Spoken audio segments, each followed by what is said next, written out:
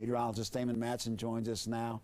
My goodness, strong winds can certainly create problems. I know we're going to have strong winds, but will it get to that level? Well, we've had the blustery winds out there here within the last 30 minutes or so. They've really come through. So far, haven't heard of any issues. That's some good news, but this activity is far from done here, folks. Now, at the very least, the rain is done with us. All of that steady rainfall from very early this morning has pushed to the east, and now we just have a lingering line of broken showers that is continuing to progress past the I-95 corridor, D.C. up into central Maryland in the clear at this point, but we still do have some showers down south of D.C., parts of northern Virginia, southern Maryland, still dealing with the rainfall. But all we needed was the cold front to pass through the area, and there it is right there. That cold front has now moved east of us, and we do not have any other rainfall on the backside of this system. A few snow showers trying to develop back over the mountains, but that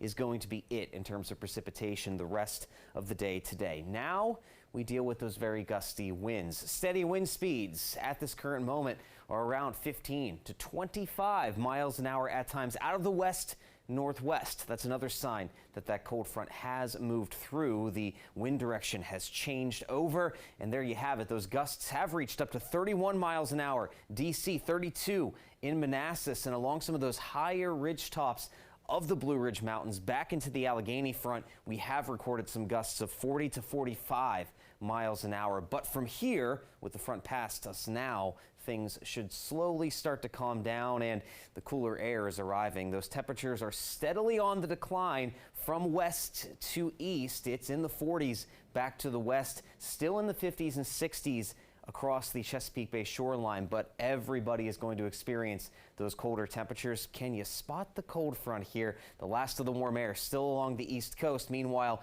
behind it, 20s and 30s back toward the Great Lakes. So we're dealing with the wind. That is going to be our primary concern the rest of the day here today, with those temperatures continuing to fall. Grab the heavier jackets once again, folks. By this evening, we're back in the 30s, and by tomorrow morning, we're back in the 20s. Now, we finally see the wind calm down, and all of that cloud cover will be out of here by this weekend.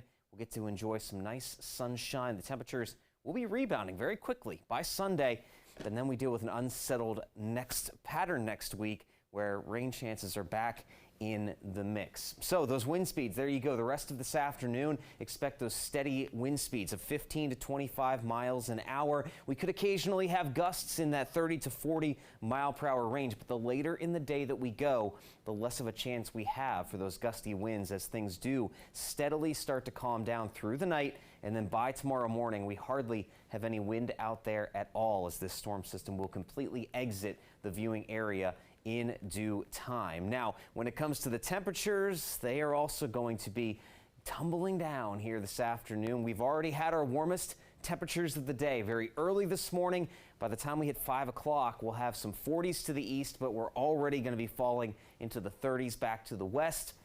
And then eventually by the end of the night tonight, there you have it. Low 20s to the west, mid to upper 20s to the east. Definitely a change of pace after how warm it has been over these last few days. We'll stay cool but sunny on Saturday, back to the 50s by Sunday. And there you have it, folks. Nothing too substantial, but light rain chances in the forecast all of next week.